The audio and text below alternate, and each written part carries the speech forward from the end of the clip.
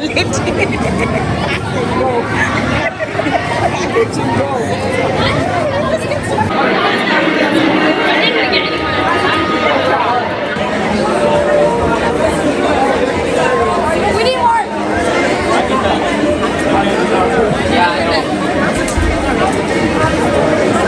He's like not fucking. Just give us like one.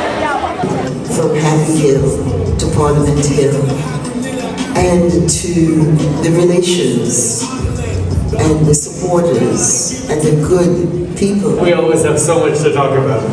Jean has always been not just an inspiration to me, but someone who's been extraordinarily valuable. Jean Augustine's story is Canada's story. Be the champion. Her beginning could not have been more humble.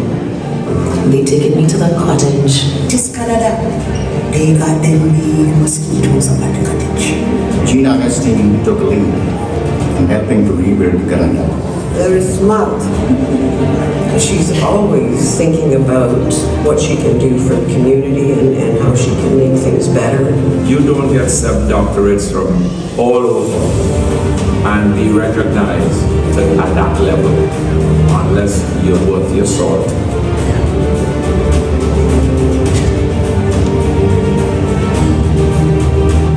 Here are two important legacy motions Jean got unanimous consent for in the Parliament of Canada. 1, motion to create Black History Month in Canada. 2, motion to have the statue of the famous 5 women on the ground of Parliament Hill. Jean has received hundreds of awards, citations, and scrolls from just about every community organization, boards, government agency, and official. Jean's legacy items can be found in the archives at York University, the Museum of Civilization in Ottawa, the Canadian Race Relations Foundation, the Ontario Black History Society, the Jean Augustine Secondary School in Brampton, and the Jean Augustine Centre for Young Women's Empowerment. Jean has received 6 honorary Doctor of Laws and did the convocation addresses from University of Toronto, McGill University, University of Guelph, York University,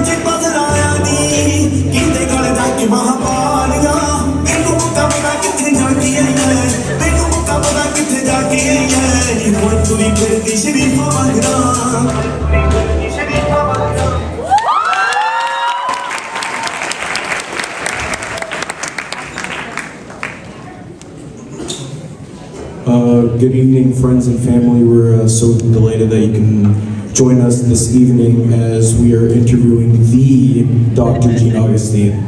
My name is Nate Henry, this is Bethany Small, and joining us is Hiba Ali. So, Dr. Jean Augustine, as we know, your birthday has recently passed, and we'd like to know, how was your birthday?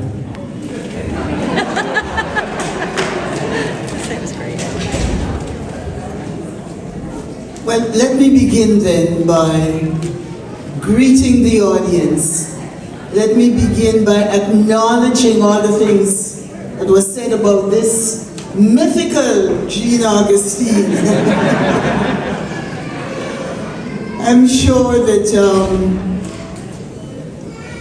some things were in some praise I can take, and some I can say, as Desmond Tutu said when he received the Nobel Peace Prize. He said, if I stand tall, it's because I'm standing on the shoulders of so many people who are supporting me. So tonight I feel loved, I feel respected, I feel honored, I feel 85 years old.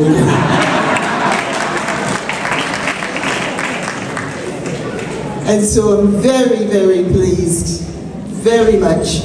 Can you see a big swollen head? No, I cannot. No? Okay, well, right now, my grandmother would say, you know, with all of this, your head will swell. Right? Okay, so what was the question again?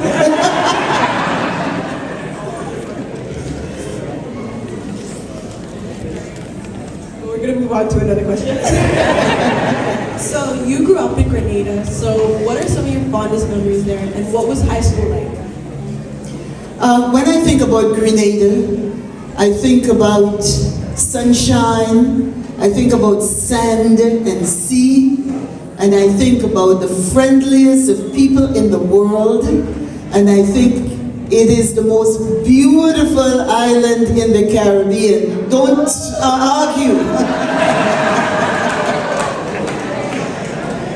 I also grew up in an extended family situation, and many of our families here are extended with a grandmother and grandfather and cousins and uncles and aunts, etc.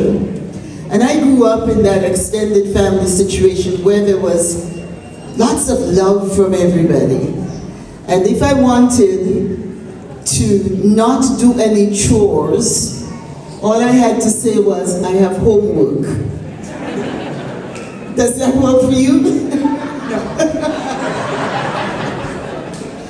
And I went to St. Joseph's Convent High School, which was a Catholic high school in St. George's, Grenada. And it was a happy time. It was different to the way it is for you now. When I went to school, they ranked us. What I mean by ranking? You came first in the class, second in the class, third in the class, etc. And I always worked to be first in the class because that was the expectation of my grandmother. Because the very first time I came first in the class, she took my report card and she went all around the little village and showed everybody. Did your boy get a report card like this? So afterwards I had to be coming first each time because I couldn't make that old lady, go back on her word. We'd like to ask, you moved to Canada and became a domestic worker. How did you go from that career to becoming a teacher and becoming involved in the educational field? Well, that's an important question, and that's an important part of my life. Because you see, in Grenada, when I was growing up, we had no post-secondary education. You folks are looking at post-secondary, that you're going on to this college, or you're going on to this institute, or you're going on to this university. When you were growing up in Grenada, at the time I did, in the 40s and the 50s, there was no post-secondary. If you wanted post-secondary, you had to go away from the island. Mr. Alderton participated in today, got very wet and cold, a number of activities, and in that process over the last week, we were able to raise approximately $2,000 to go towards the Center for Young Women's Empowerment. So thank you to all the students and staff who were able to participate in that.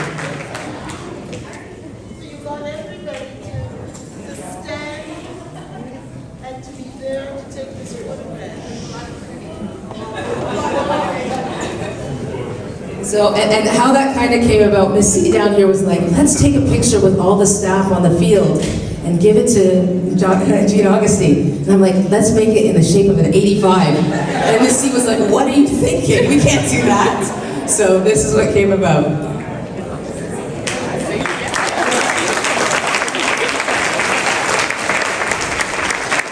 I know they're about to finish with a final finale performance here. But before we do, if we could just give a huge round of applause to our MCs and our interviewers for this evening. Worked hard on this all week, so please thank you. Thank you.